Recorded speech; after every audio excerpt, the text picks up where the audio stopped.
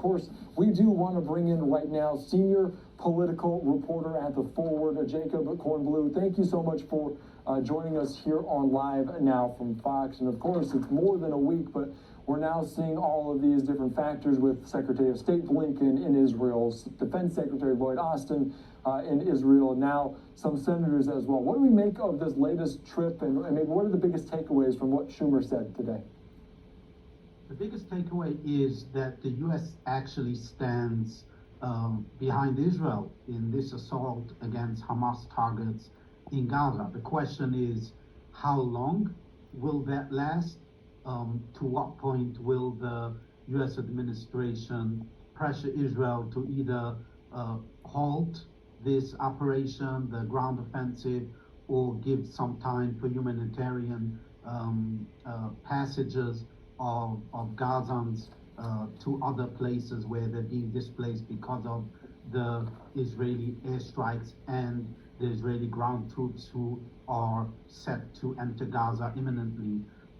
I believe it's also, it underscores what we have always said, which is the U.S. and Israel share common values and shared interests in the region.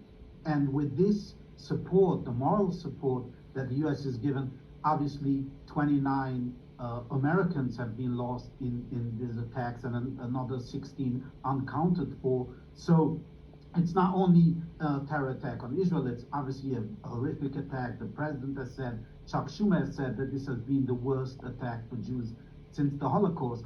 It underscores the moral support that the U.S. is giving, but also financial support. There's obviously an MOU which was signed between the Obama administration and the Israeli government in 2016, but we are talking about additional support, whether it's ammunition, whether it's equipment that they will need to tackle both Hamas and potentially Hezbollah from the north. Yeah, and you mentioned that aid package, financial support, as well as just being there for all of Israel during this very, very trying time. Of course, the Senate potentially moving forward with an aid package. Can you maybe detail what that might look like and what would that financial support be? So Schumer obviously went to Israel not only to express his support for Israel, he can do that from the United States, but he said the purpose was also to discuss with Israel's top leadership about what they need in that package. And he said he's ready to move forward immediately on such a package. The president has indicated that he is ready to sign such a military aid package. The problem is the House hasn't elected a speaker yet, and they cannot move unless they have a speaker in place. And that could be potentially a hurdle if the Senate passes in the coming days. The Senate is expected to return to business tomorrow. They will move fast.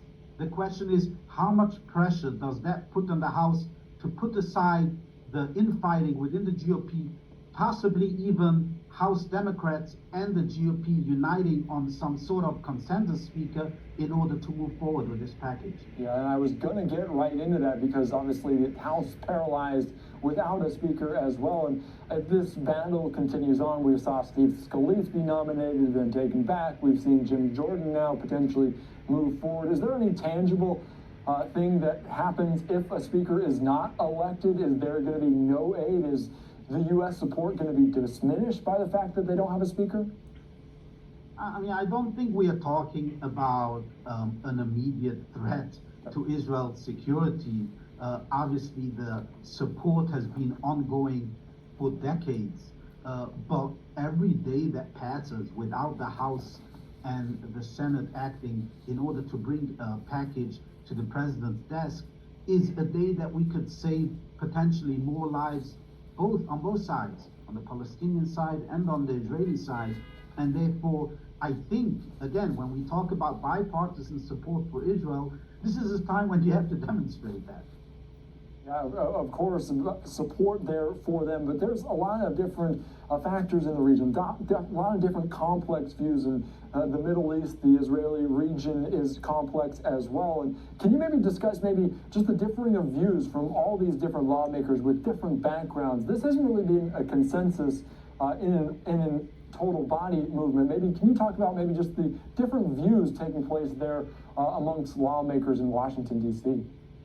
It's actually interesting because you have both in the Democratic Party and in the Republican Party members who are divided when it comes not only to Israel, especially during times of conflict. You have in the Republican Party those who are libertarians who believe that even though we must provide support for Israel or our allies, we should not provide boots on the ground. We should not actively participate in any such conflicts. And then you have on the Democratic side progressives who are critical of Israel's military force, of Israel's actions in Gaza, of the displacement of Palestinians and the amount of casualties on the Palestinian side in Gaza. Obviously, this is very different than a strike initiated by Israel. Israel is trying to defend itself from a barbaric attack on its borders and against its citizens, and it is targeting Hamas. But you cannot take away from that the images that are coming out from Gaza. So you have that mainstream Republican and mainstream Democrats who are usually united when it comes to these things, but unfortunately because of the infighting within that party, they're just not able to move forward.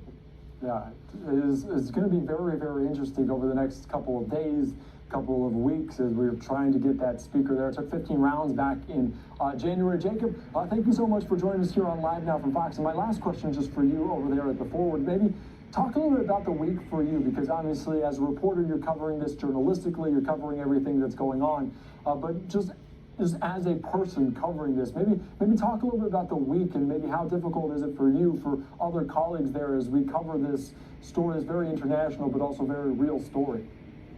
It's taken an emotional toll on all of us. I mean, devastation and death should shatter everybody's heart, but especially when you see what the 1,400 Israeli victims experienced on that horrific day.